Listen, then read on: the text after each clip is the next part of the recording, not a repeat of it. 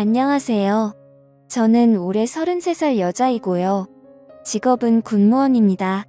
젊은 나이인데 힘든 일을 겪어서 살기가 너무 힘이 드네요. 저는 살면서 이렇게 기가 막힌 경험을 해본 적이 없었어요. 오늘 이야기를 들어보시고 조언도 주시면 좋겠어요. 그럼 시작해 보겠습니다. 제 직업은 행정직 군무원입니다. 힘들게 1년간의 시험 공부를 통해 군무원에게 합격했어요. 남들은 군무원이라고 하면 철밥통이니 회사 퇴사 걱정이 없고 나중에 연금까지 받으니 얼마나 좋은 직업이냐고 생각하죠. 그러나 그렇지만도 않아요. 물론 직업에 자부심이 있었지만 사람들이 생각하는 것과는 많이 다르다는 말이에요. 실상은 박봉에 어느 정도 연차가 있어야 삶의 질도 좋아지고 봉급도 올라가고 그때까지는 돈 벌기 참 힘들더라고요. 일반 직장인 친구들은 가끔 여행도 하고 바이러스 시국에도 걱정 없이 월급 나오는 저를 부럽다고 하더라고요. 하지만 어떻게 보면 군무원 생활하는 곳이 군대잖아요. 계급 사회죠. 그래서 그런지 오래 버티는 사람들이 별로 없어요. 다들 중간에 그만두거나 아니면 공부를 좀 더 해서 공무원이나 공기업으로 이직을 많이 하는 편이에요. 그래도 전 나름 오래 있긴 했어요. 행정직이라 그런지 그렇게 힘들지도 않고 제 일만 하면 크게 눈치 주는 상사도 없었어요.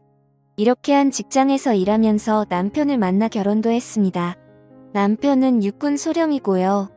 처음 남편을 보았을 때 제복이 너무 멋있더라고요. 군대이지만 항상 부하 직원들에게도 잘 대해주고 멀리서 보고 한 눈에 이 사람이 진짜구나 하고 생각했어요. 신랑은 지원병과에서 일하고 있고 그쪽 일도 행정일이다 보니 서로 회의를 자주 하게 되고 그런데 군인과 민간인이잖아요. 군인들이 좀 막힌 데가 있어 한 번씩 의견이 잘 맞지 않더라고요. 그렇게 싸우다 보니 정이 들기도 하고 다른 사람 만날 시간은 없고 매일 얼굴 보는 사람은 그 사람이고 그러다 보니 연애도 하게 되더라고요. 그렇게 몇 개월 연애하다가 자연스럽게 결혼 이야기가 오고 가게 되었습니다. 사귀다 보니 나쁜 사람 같지는 않았어요. 그리고 비슷한 일을 하고 있어 결혼하면 좋은 점이 많을 거라 생각했어요. 그래서 결혼을 해도 되겠다 생각했습니다. 그렇게 누가 먼저랄 것도 없이 결혼을 진행하게 되었고 우리는 동료들의 축복 속에 부부가 되었습니다. 부대장님의 배려로 해외로 신혼여행도 길게 다녀올 수 있었어요. 그때만 생각하면 꿈만 같은 시간이었고 앞으로도 계속 이렇게 좋은 일들만 가득할 거라 생각했어요. 신혼생활은 너무나 행복했어요. 같은 부대에 근무하니 집에서도 보고 직장에서도 보고 가끔 지나가다 눈 마주치면 아무도 없는 창고에서 둘만의 야릇한 시간을 갖기도 하고 유서 사람들이 때 되면 결혼하고 나의 반쪽을 찾는다고 생각했어요. 그런데 신혼생활 6개월쯤 지나면서 결혼생활에 대한 환상이 깨져버렸습니다. 신랑이 지원병과에서 전투병과로 옮기면서 서로 얼굴 볼 일도 없더라고요.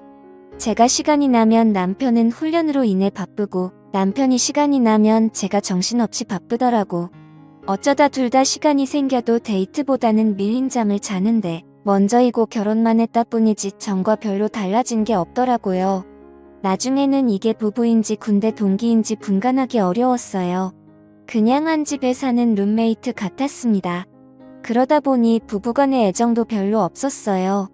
남들은 신혼 때 더 불타오른다고 하는데 그럴 시간도 없어. 결혼 생활에 대한 회의마저 들다군요. 그래서 공무원을 그만둘까? 하고 생각도 했었는데 하지만 이 일을 하려고 공부한 시간도 아깝고 이때까지 몇 년이니 걸린 진급과 경력이 너무 아깝더라고요. 물론 돈은 넉넉하지 않았어요. 적어도 아이를 가지기 전까지는 부지런히 벌어서 저축해 놔야겠다고 생각했어요. 그런데 안 되려고 하니까 모든 일들이 제 마음대로 되지 않았어요. 사회생활이라는 게 업무도 중요하지만 인간관계도 정말 중요하다는 생각이 들었어요. 그게 제 마음대로 되지 않았어요. 바로 새로 들어온 간호장교 때문이었습니다. 일반 직장인도 마찬가지겠지만 군무원 또한 시간이 지나고 진급하고 연차가 쌓이면 선후배의 관계가 엄격하거든요. 그리고 여기는 군부대잖아요. 하지만 민간인과 군인 신분은 계급을 떠나 서로 동반자라고 해야 할까? 서로 이해하고 다독여주려고 노력하는 사이거든요. 친한 사이는 될 수 없겠지만 적어도 불편한 관계는 되지 말자고 생각했었습니다. 그런데 늦게 온 간호장교가 유난히 되게 까다롭게 굴고 불만도 많이 있어 보였어요. 나이도 비슷하고 계급도 달리라서 저도 막대하기에는 좀 힘든 사람이었어요. 그런데 어느 날부터 저와 관계가 나빠지기 시작하더라고요. 평소에 똑같이 했는데도 뭐 행정일을 이따게 보냐? 등 짜증을 엄청나게 내더라고요. 그래서 제가 한 번은 시간을 내어 물어봤어요. 저게 대리님 뭐 제가 실수한 거 있나요? 근데 무시하듯이 그냥 말없이 노려보더니 가버리더라고요. 아무튼 결혼 생활도 재미없고 사무실에서 신경이 쓰이는 일도 생기다 보니 스트레스가 정말 많았습니다. 그러던 어느 날이었어요. 훈련을 다녀온 남편의 짐가방을 정리하는데 처음 보는 화장품이 보이더라고요. 남편이 쓰는 남성용이 아니라 여성용 화장품이었어요. 이거 당신 거 아니잖아. 어디서 났어? 그랬더니 남편은 그거 화장품 다 떨어져서 새로 샀어. 라고 겁니다. 그래 그런데 이거 가벼운데 새 것 아니야? 아 올라 쏟아져나 보지? 뭐 그렇게 꼬치꼬치템으로 화를 내는 남편을 보니 저도 더 묻기가 싫어지더군요. 근데 여자의 직감이랄까 뭔가 좀 이상한 느낌은 들었지만 그날은 그냥 넘어가기로 했습니다. 그런데 며칠 후 전 똑같은 화장품을 다시 보았어요. 집이 아니라 사무실에서였죠. 그렇게도 저를 싫어하던 간호장교의 책상 위에 똑같은 화장품이 놓여 있었습니다. 처음엔 아무 생각 없이 봤어요. 우연일 수도 있겠죠. 화장품 전시대에 가면 흔하게 살 수 있는 화장품이고 우연히 같은 걸 샀을 가능성이 있잖아요. 그렇게 생각하고 넘어가려고 했습니다. 그런데 머릿속에서 그 생각이 지워지지 않더라고요. 자꾸만 뭔가 쌓은 기분이 들었어요. 그때부터 저는 그 두 사람을 유심히 살펴보기로 했습니다. 회사에서는 간호장교의 행동을 주시하고 집에서는 남편을 능히 살펴보았죠. 그런데 딱히 이상한 건 없더라고요. 뭔가 증거가 될 만한 것들은 잡히지 않았어요. 어쩌면 제가 너무 예민하게 생각한 걸 수도 있겠다 생각했습니다. 그때에는 정말 스트레스로 잠도 잘 못 자고 그랬거든요. 신경이 예민한 상태였기는 했었어요. 그렇게 잊어버리고 지나가려는데 어느 날 충격적인 이야기를 듣게 되었습니다. 늦은 점심을 먹고 사무실로 돌아왔는데 사람들 몇몇이 모여서 이야기하고 있었어요. 그러다가 내가 다가가자 사람들이 황급히 자리를 떼더군요. 괜히 내 눈치를 살피면서 헛기침을 하는 사람도 있더라고요. 이상한 낌새를 눈치챈 저는 제일 친한 후배를 붙들어 물어봤습니다. 무슨 이야기를 했냐고 물었더니 그 후배가 망설이다가 제게 사실을 이야기해 주더군요. 어젯밤에 누가 남편을 봤는데 그 간호장교와 모텔에서 나오더라 합니다. 소문날까봐 몇몇 사람들끼리만 이야기하고 있는데 제가 그걸 보고 추궁을 했던 거죠. 그리고 그거 사실이냐고 사람 얼굴 잘못 근본 증거 아니냐고 물어봤어요. 매일 보는 사람인데 잘못 볼 리가 없겠죠. 일단 후배의 사람들한테 얘기는 더 이상 퍼져나가지 않도록 입단속을 시켰습니다. 가슴이 답답하고 정말 미치겠더라고요. 결혼 생활 6년도 아니고 6개월 차인데 벌써 남편이 남의 편이 되나니 이어 현실판 부부의 세계가 되었어요. 마음 같아서는 당장에 그 두 사람에게 따지고 싶었지만 일단은 참았습니다. 확실한 증거를 잡고 싶었거든요. 다행히 소문은 더 퍼지지 않았고 남편도 그런 얘기가 돌았던 건 꿈에도 모르고 있더군요. 아무 일도 없다는데 출근하는 그 얼굴들을 보니 정말 귓사랑 날려주고 싶더군요. 저는 먼저 남편 핸드폰에 위치 추적 응용 소프트웨어를 설치했습니다. 제 눈으로 확인하고 싶었거든요.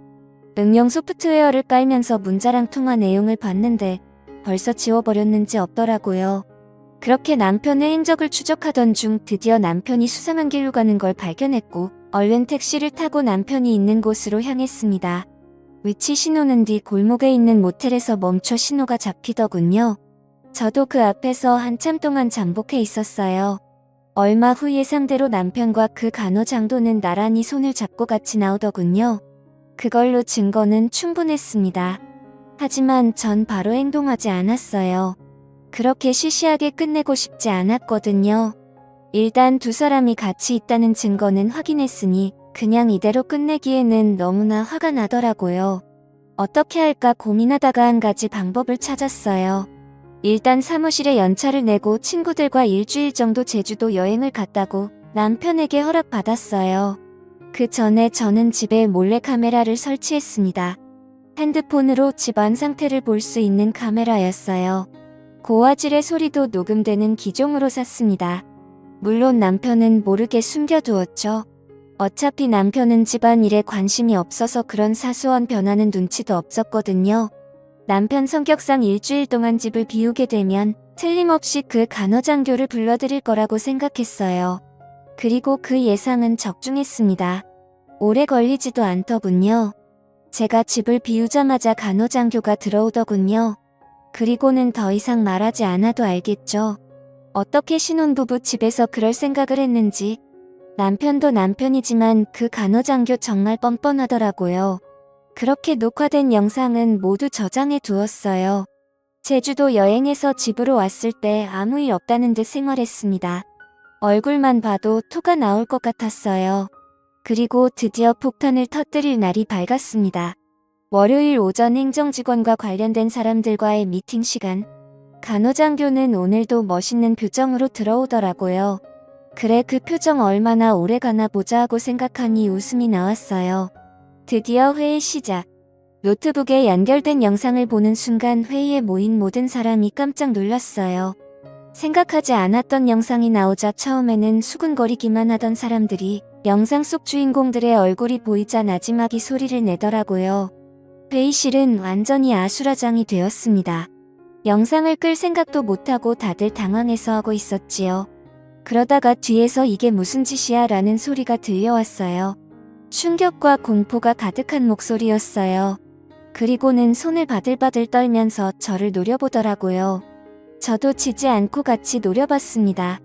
이거 사생활 침해 아니야? 당신 고소할 거야 라고 하더군요. 그래서 저도 그래, 어디 고소 한번 해봐, 내가 당하고만 있을 것 같아 라고 해주었어요. 상황이 이렇게 되자 분노를 주체하지 못한 간호장교는 그 자리를 박차고 나가버렸어요. 공개적으로 망신당했으니 군생활 똑바로 할 수는 없었겠죠. 그 후로 들리는 소문으로는 전 남편과 간호장교는 그 사건이 벌어진 이후로 서둘러서 제대를 하게 되었다고 하더군요. 저 또한 이혼과 몇 년간의 군무원 생활을 정리했답니다. 그리고 지금은 다시 공부해서 5급 행정직 공무원에 취업했습니다. 지금까지 제 이야기 들어주셔서 고맙습니다. 이렇게라도 이야기하니 속이 시원하네요. 오늘도 건강한 하루 보내시고요. 그리고 항상 남자 조심 여자 조심 사람 조심하세요. 감사합니다.